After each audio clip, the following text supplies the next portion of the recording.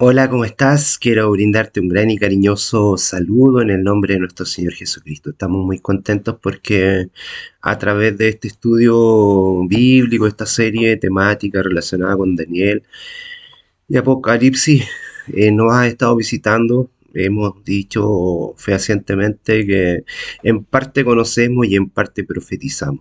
Sabemos que lo principal de todo este plan es poder mostrar quién es Cristo. No pretendemos otra cosa y dentro de nuestro corazón está el deseo de poder mostrar quién es Jesús a través de la Escritura. Vamos a ir mostrando ciertos elementos, ya hicimos una primera parte, pusimos el acento en algunas diferenciaciones entre Daniel y Apocalipsis, cómo se complementaban estos dos libros, mostrando e invitando a hacer un estudio de algunos capítulos de la Biblia en Daniel. Daniel 7, 8, 9, 10, 11 y 12, con algunos capítulos de la Biblia en Apocalipsis, de Apocalipsis 12, 13, 14 y algunos otros que hemos ido puntualizando. Capítulo 1 de Apocalipsis, en el inicio también, porque el mensaje también de los dos primeros capítulos del Apocalipsis y junto con el tercero apuntan hacia las iglesias. Vamos a ir saltando algunos elementos que ya dijimos en la primera parte. También vamos a tocar algunos elementos que son importantes. Dejamos fuera algunos temas de la primera parte, por ejemplo, la visión de Nabucodonosor en relación consigo mismo, cómo el Señor, porque ya puntualizamos en la primera parte de cómo el Señor quiere comunicarse con todo y quiere dar respuesta a todas las naciones, no solamente al pueblo judío, como muchos dicen, no solamente a los cristianos, como muchos dicen, sino que el Señor es un Dios de todos, un Dios que quiere revelarse a todo el mundo a través de Jesucristo. Recuerda que Él es la revelación, recuerda que Él es la palabra, recuerda que de Él es el mensaje. Y entramos ya, hicimos un primer acercamiento, hemos estado hablando sobre Daniel en esta primera parte de la segunda visión, de la segunda forma de interpretar el Apocalipsis y Daniel. Primero comenzamos con Daniel, ahora ya entramos, hicimos una primera parte del Apocalipsis poniendo un poco el contexto. Queremos invitarte a que sigamos hablando acerca del Apocalipsis y tenemos que dejar bien claras algunas cosas. Ya mencionábamos que Jesús es quien quiere revelarse a través de la Escritura y que tanto el libro de Daniel como el libro de Apocalipsis están muy relacionados. Así como vamos a ver elementos del Antiguo Testamento que dijimos que en Daniel, en Ezequiel, en Isaías, en algunos profetas menores, eh, también en Jeremías, hacíamos una mirada del Antiguo Testamento, pero principalmente queríamos apuntar al nuevo pacto, porque Jesús, como esta es la revelación de Jesús, no solamente podemos mirar el Antiguo Testamento, tenemos que mirar el Nuevo Testamento. ¿Y quiénes nos hablan de Jesús glorificado? ¿Quién es Cristo? ¿Y quiénes comprendieron quién era Jesús? Primero los evangelios, principalmente Juan, que es el que da claridad quién es el Hijo de Dios. Mateo, por una parte, quizás pone el foco principal en que Jesús está cumpliendo con todas las profecías mesiánicas y él hace referencia a todo el linaje, habla de toda la cronología del Señor, muestra su relación con el mensaje, como Mateo también es un mensaje claramente hacia la nación judía. Realmente Mateo se ha encontrado que hay un Mateo que fue escrito en hebreo, a hebreo y arameo para llegar. Y dentro de eso tenemos que ser súper claros. Mateo escribe a un público para dejar en claro al pueblo judío de que Jesús es el Mesías. Y por eso está mostrando su genealogía, su cronología, toda aquella profecía que cumplió Jesús Por otro lado, Marcos está hablando a un público medianamente gentil. Marcos está poniendo el foco en otra línea. Marcos, si bien es cierto, fue un discípulo no directo de Jesús, sino que fue un discípulo de Pedro. Es como que estuviese hablando Pedro por intermedio de Marcos, de Juan Marcos, realmente. Y Juan Marcos pone el acento en que quiere presentar a las personas que se habían hecho judías, a los prosélitos, y está hablándole a ellos directamente, a aquellos gentiles que habían aceptado primeramente el judaísmo y luego a Cristo. Por otro lado tenemos a Lucas, Lucas el médico que había sido principalmente en su inicio un discípulo de Pablo, a pesar de que tuvieran sus pequeñas diferencias, Lucas quiere hablar directamente a los gentiles. Y ya por último, eh, Juan quiere hablarnos a todos, tanto al judío, al griego, al gentil, aquel que tiene conocimiento, aquel que no tiene conocimiento, para mostrar quién es verdaderamente Cristo. Los tres primeros son unos evangelios que nos muestran una panorámica, por eso se les llama un evangelio sinóptico, pero Juan, como ya había escrito el Apocalipsis, nos hace referencia en todo el evangelio que Cristo es el Hijo de Dios, que Cristo es uno con Dios. Y en ese marco referencial nosotros queremos dejar en claro muchas cosas, pero no sin antes querer leer un versículo del mismo Apocalipsis para iniciar el mensaje, y quiero llevarlos a Apocalipsis capítulo 4, versículo 1.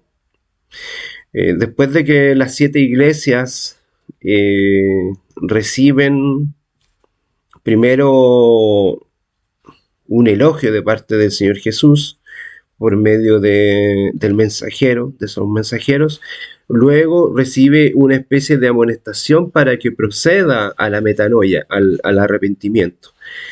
Pero al final del capítulo 3, Jesús hace una invitación de que la iglesia de la Odisea abra su corazón, abra la puerta. Y mira lo que dice el versículo 4, el capítulo 4, versículo 1, que va a ser el versículo que nos va a acompañar. Dice: después de esto miré al cielo y allí vi una puerta abierta, la misma voz que había escuchado antes, y sonaba como trompeta, y me dijo: sube acá y te mostraré lo que va a suceder en el futuro. Voy a leer el segundo versículo. Dice: inmediatamente el Espíritu se apoderó de mí y vi el trono en el cielo, en él que alguien estaba sentado. Era Jesús mismo, ¿verdad?, que se estaba revelando. Y aquí vemos cómo la iglesia abre la puerta. La iglesia de la Odisea abre el corazón. Las 7 iglesias, abren su corazón para que Cristo permita entrar, y se comienza a cumplir la profecía, y toda la profecía de aquí en adelante, ya que recuerda que son 7 las profecías del Apocalipsis. La iglesia solamente cumple la primera, que es mostrar verdaderamente quién es el esposo, quién es Cristo, y de ahí en adelante es Cristo quien va cumpliendo la profecía con ayuda de la iglesia. Por eso muchos cristianos han interpretado de que la iglesia no está presente. Vamos a ir mostrando a través de las escrituras que la iglesia sí está presente en las escrituras, y por eso es que no podemos definir ni aclarar en este sentido de que hay un rapto y que la iglesia no va a vivir la tribulación. Con ese versículo de introducción y con toda la introducción que hice, quiero seguir dando un poco más de énfasis, principalmente en que este evangelio es el evangelio de Jesús. El Apocalipsis es la revelación de Cristo mismo. Querido Señor, queremos conocerte, queremos mostrarte principalmente. Queremos leer esta profecía, queremos escuchar esta profecía, pero principalmente como tu pueblo queremos cumplirla. Y eso no va más allá de predicar un mensaje, sino que mostrar quién eres tú a través de nuestras propias vidas y a través del mensaje revelador. Hemos predicado y hemos mostrado a un Cristo equivocado, por eso muchas veces la gente no quiere saber nada de los cristianos y tenemos que hacernos cargo de eso. 2000 años de manera equivocada mostrando un Cristo falso, no mostrando a un Cristo que salva, sino que a un Cristo que condena. Perdónanos, Señor, por esa mirada. Queremos proceder verdaderamente a cambiar nuestra mente, nuestro corazón, para que realmente nos arrepintamos de las estupideces que hemos dicho a través de la historia del cristianismo y cómo hemos alejado a las personas de ti en vez de unirlas a tener una relación contigo. Queremos hacernos cargo de eso. Queremos hacernos cargo de nuestra propia vida y también de lo que ha ocurrido en el pasado. No para juzgar, no para determinar las cosas, sino que haciéndonos cargo y responsables de que todo el mundo cristiano tenemos un dejo de responsabilidad en cómo te hemos mostrado a través de la historia. Señor, ayúdanos a mostrar de manera diferente quién eres tú, y eso principalmente también en nuestras vidas, y cómo el Evangelio se va revelando a través de la misma Escritura y revelando en quién eres tú, porque tú eres la palabra. Ayúdanos, Señor, en tus propios méritos. Amén y amén. Bueno, dentro de esto hemos dicho muy claramente que no queremos ser dogmáticos, porque justo antes de la crucifixión Jesús profetizó que uno de sus discípulos lo iba a traicionar. Quizás también nosotros como cristianos hemos puesto mucho el acento en el énfasis, en la predicación, en la obra, en esto, en aquello, un montón de cosas, pero hemos entendido mal el Evangelio, no hemos entendido claramente quién es Jesús. Y esto le pasó a Judas, en su sinceridad. Judas fue tan sincero, y esto a lo mejor te puede parecer chocante, pero Judas quiso acelerar un proceso para que Cristo se mostrase tal cual era, y lo traicionó, al igual que todos los demás lo traicionaron, al igual que Pedro lo traicionó 3 veces. Pedro blasfemó y dijo cosas horribles, groserías quizás a Jesús, y en ese sentido no estoy justificando a Judas, pero Judas no logró cambiar su mente ni su corazón para entender verdaderamente quién era Jesús. Entonces Jesús dijo: ahora yo os digo antes que esto suceda, para que cuando suceda creáis. Esto está en Juan capítulo 13, versículo 19. Ese texto dice algo muy sincero acerca de lo que es la mirada profética. Dios no envía profetas para satisfacer nuestra curiosidad acerca del futuro. Eso tenemos que tenerlo súper claro. Él nos envía a fortalecer nuestra fe. Si puso la profecía en Daniel, si puso la profecía en Juan, era para que ellos fortalecieran la fe y fortalecieran la fe de su pueblo. A ellos no le importó el tema de los ángeles. Bueno, lo hemos dicho aquí un montón de veces, pero si está por primera vez lo voy a volver a repetir. Tanto a Juan como a Daniel no les importó el futuro ni qué significaban las bestias. Si bien es cierto, se les reveló todo eso, y acá lo hemos dicho, lo importante es que ellos querían que el pueblo procediera a un cambio de mente, procediera al arrepentimiento genuino, que no es solamente cambiar los actos, sino que cambiar la mente y el corazón por tener la mente y el corazón de Dios, el corazón de Cristo en el fondo, si nosotros lo miramos desde una perspectiva del nuevo pacto, que ya hemos dicho, como dijo Juan, nadie ha visto a Dios. En el capítulo 1 dice: nadie ha visto a Dios, en el verso 18, sino que su Hijo unigénito es quien lo ha representado a través de toda la existencia.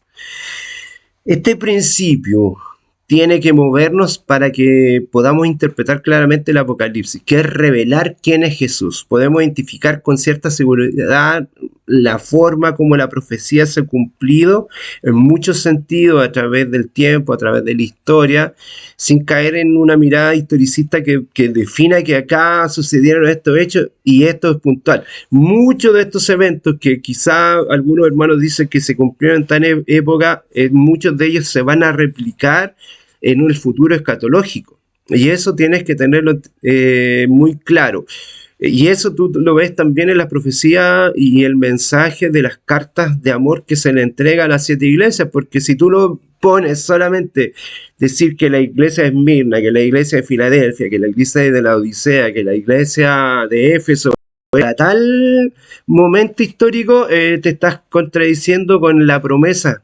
Porque luego de eso, los mismos pastores que predican eso dicen que esa promesa es para todos. Entonces ahí es donde se les desmorona toda esa teología historicista.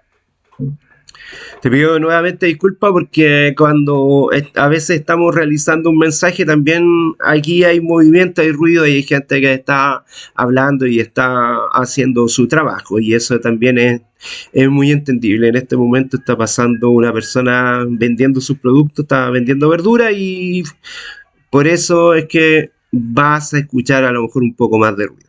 La profecía tiene que cumplirse, la profecía tiene que cumplirse porque la debemos cumplir nosotros, no es porque la profecía se va a cumplir por sí misma. Yo lo dije en el mensaje anterior.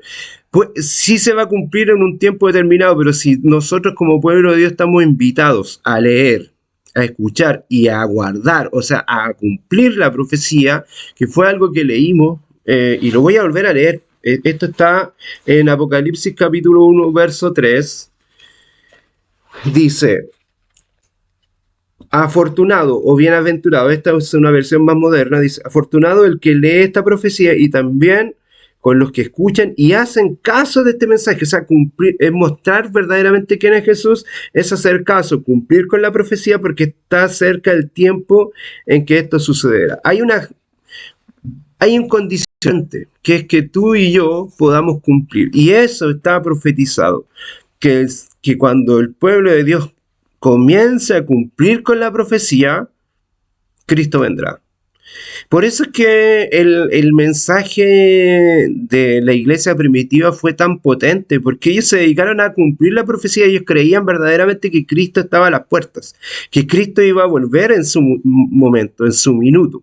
Y eso, como bien dijimos, no, el Señor tenía sus tiempos, está procediendo a la salvación de todos por medio del Espíritu Santo, está tocando los corazones de mucha gente, aún sin haber visto este libro maravilloso. Hay gente que está viviendo en el espíritu de la ley sin conocer nada de este mensaje, sin conocer nada de la ley, de las escrituras. Sin embargo, ellos están viviendo como estando en las escrituras. Eso nos dice Romanos capítulo 2, y todo el mensaje de Romanos nos hace declaración de eso.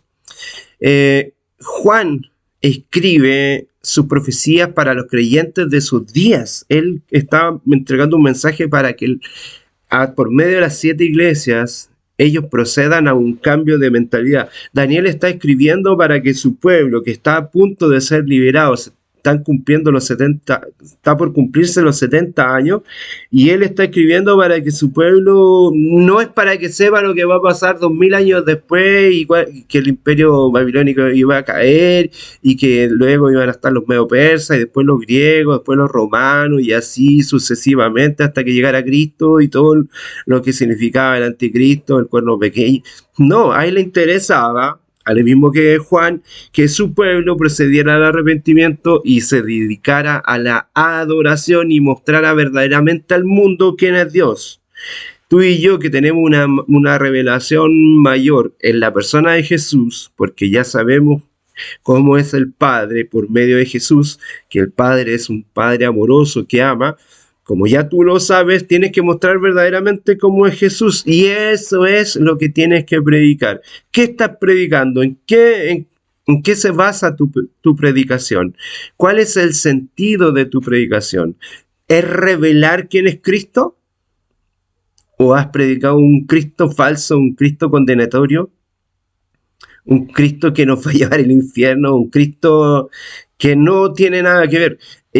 Bueno, vamos a tocar ese tema del infierno claramente porque tiene otra interpretación, y te quiero hablar, dar una pincelada para que tú lo busques. El valle de Gehenna, que era un lugar donde se botaban los desperdicios, la basura, y entre ellos las personas,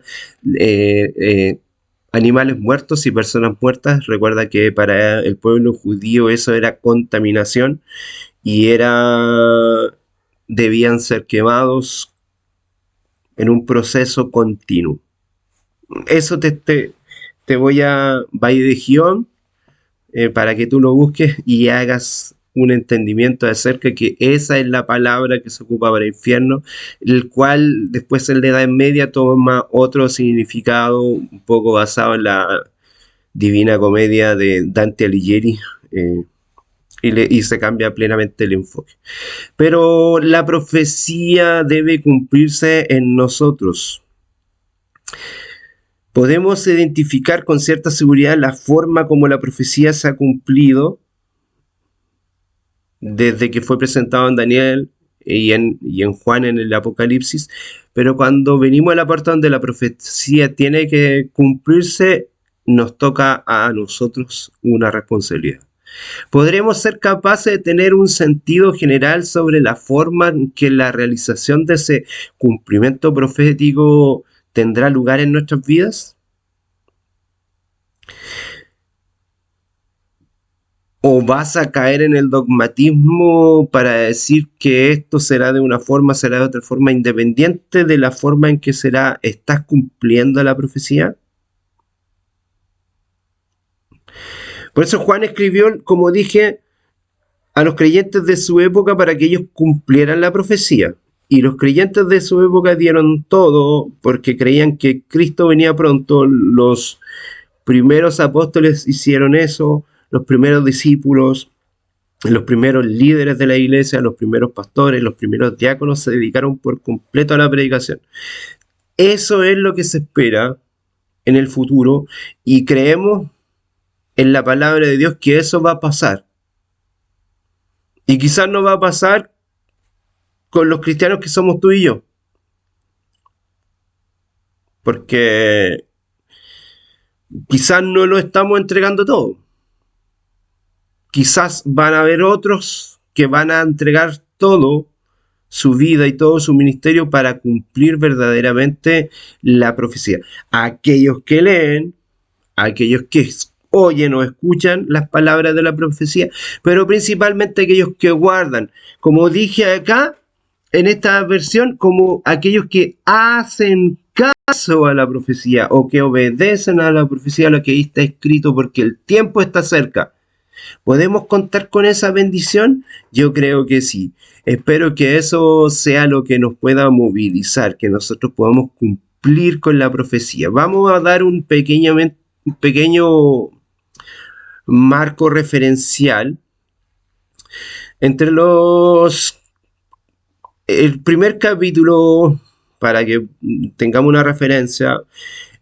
Tenemos que primero empieza con el testimonio de Jesucristo. Yo quiero invitarte a que tú puedas leer los 3 primeros capítulos que son esenciales para que comprendamos la profecía de Daniel. Pero principalmente comienza con el primer capítulo por el momento, donde está la introducción, está el prólogo. La introducción del Apocalipsis está entre los primeros 18 versículos del capítulo 1, donde se habla del testimonio de Jesús en los 2 primeros versículos. Lo bienaventurado que dijimos, aquel que lee, que escucha y que cumple, o sea, que predica con su testimonio, que predica con su vida y que predica por medio de la escritura quién es verdaderamente Jesús. Luego de ello, se nos dice que viene pronto, que Él viene desde hasta el versículo 7, y luego nos dice hasta el versículo 18, yo quiero que tú lo leas, y se nos dice claramente que Él es el primero y el último, Él es el alfa y el omega, Él es el principio y el fin. Él es el Aleph y el Tav, podríamos decir, en aquel que le gusta el hebreo, a lo mejor. También aquí se nos dan 7 elementos importantes. Ya lo hemos dicho, 7 iglesias, siete iglesias que van del versículo 10 en adelante. Cristo aconseja a su iglesia en relación con lo que ya la iglesia se había dispersado hacia muchas ciudades y ocupa a 7 iglesias del Medio Oriente. Vamos a ir de a poco con ese tema. Y Cristo camina en medio de 7 candeleros. Tenemos 7 iglesias, 7 candeleros. eh, en el capítulo 2, verso 1, ¿cierto? Se nos habla sobre el árbol de la vida, sobre una puerta abierta en el capítulo 3. Cristo se sienta en el trono con su Padre, una invitación que le hace a la iglesia también. La Nueva Jerusalén desciende en el capítulo 3, versículo 12, que también después aparece en el capítulo 21. Y aquí yo vengo pronto es algo que se repite a través de todo el Apocalipsis, el capítulo 3, versículo 11. Pero también, aparte de tener 7 iglesias, tenemos, eh, dijimos, tenemos 7 candeleros, tenemos 7 profecías, una la cumple la iglesia, el resto la cumple Cristo, acompañado de la iglesia.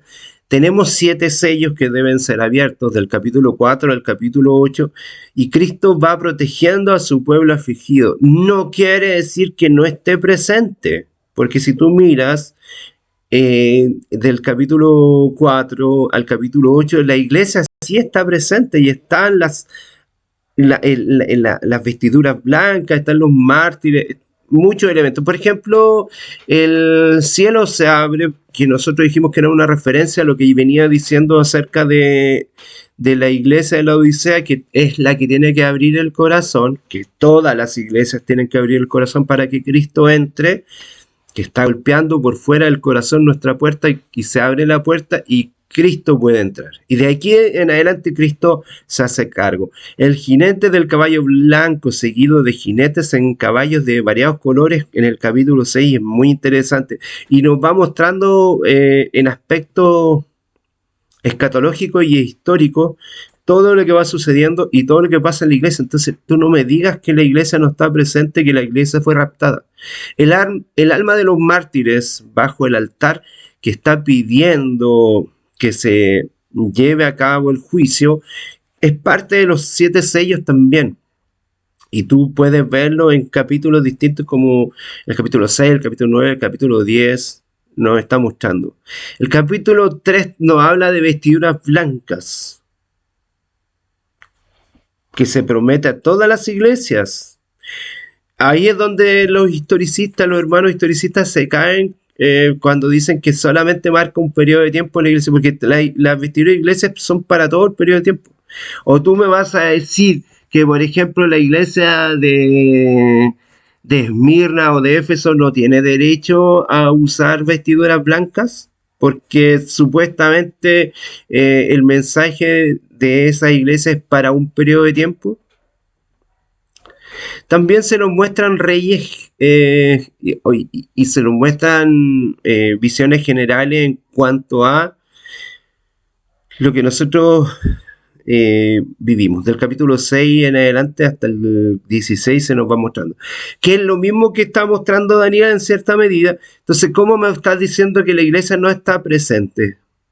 Y que la iglesia fue raptada. Por otro lado, después tenemos 7 trompetas.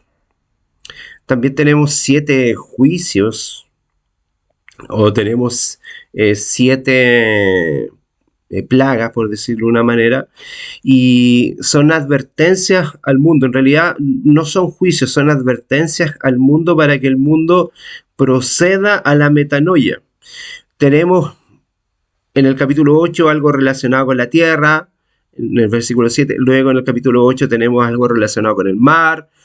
En el capítulo 8 se nos habla sobre los ríos y las fuentes de agua. Algo pasa en el capítulo 8 con el sol, la luna y las estrellas.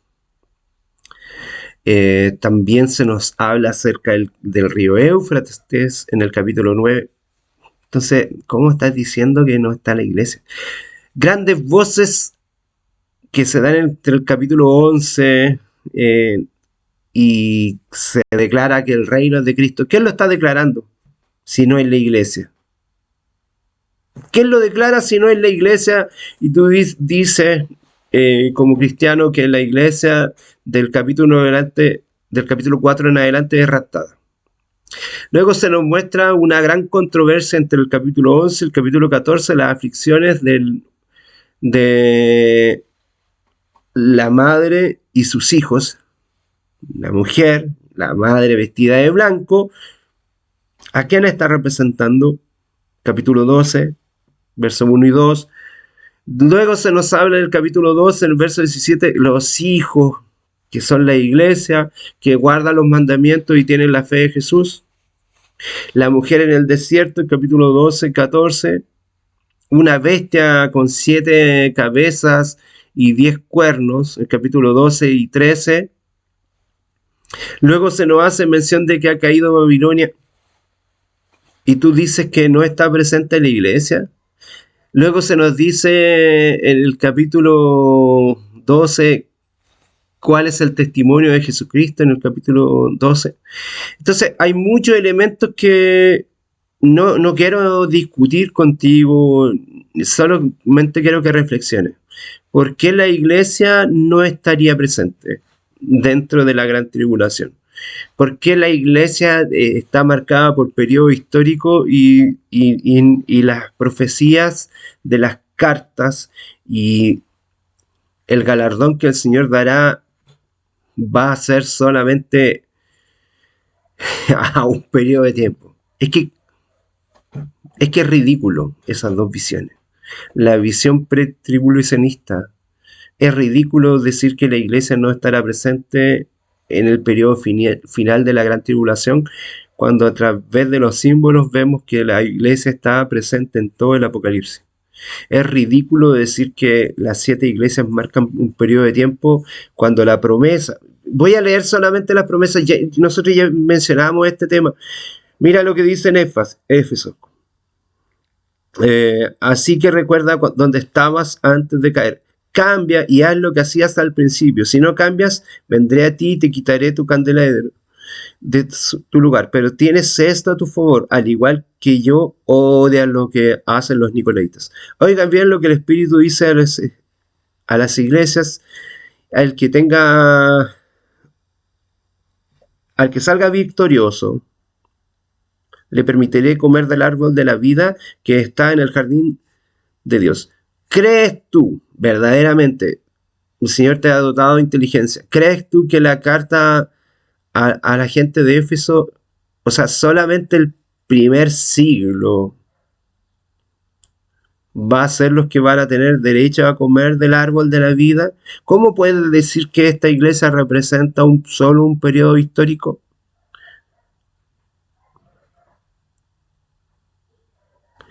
¿Cómo puedes decir eso?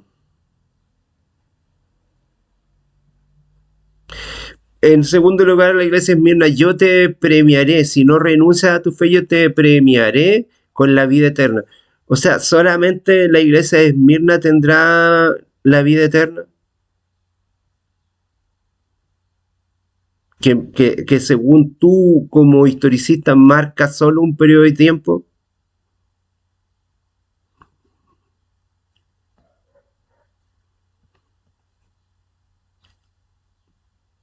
Y podemos seguir, por ejemplo, la iglesia de Pérgamo, pelearé contra ellos con la espada que sale de mi boca. Oigan bien lo que el Espíritu dice a las iglesias.